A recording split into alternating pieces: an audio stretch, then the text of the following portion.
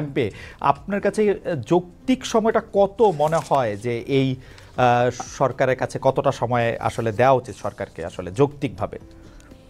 আমরা এখন পর্যন্ত কোনো সময় বেঁধে দিইনি এবং আমরা যেহেতু মনে করছি যে সরকার কাজ করছেন এবং ইতিমধ্যে কমিটিগুলো হয়েছে, আপনার কমিশনগুলো হয়েছে, কমিশনগুলো তারা দ্রুততার সঙ্গে কাজ করছেন এবং আমরা আশা করি যে যত দ্রুত সম্ভব তারা করতে পারবেন।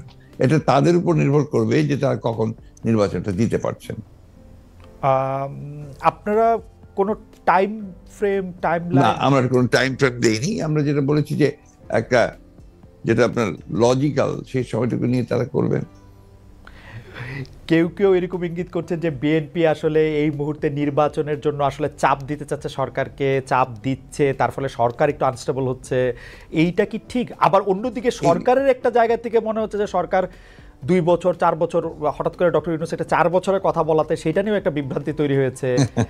আপনি এটাকে কিভাবে দেখেন? আমি দেখি একটু ভিন্নভাবে।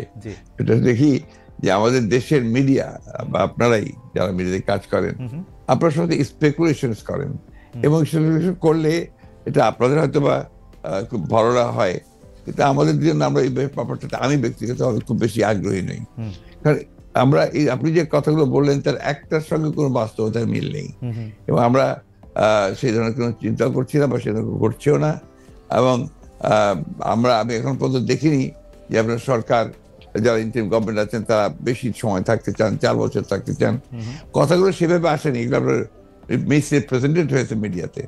আর দ্বিতীয়ত আমরা যেটা বলছি, আমরা বলছি যে আমরা চাই যে আপনার একটা যৌক্তিক সময়ের মধ্যে সংস্কারগুলো হয়ে গেলে আমরা অবশ্যই নির্বাচনে যেতে চাই।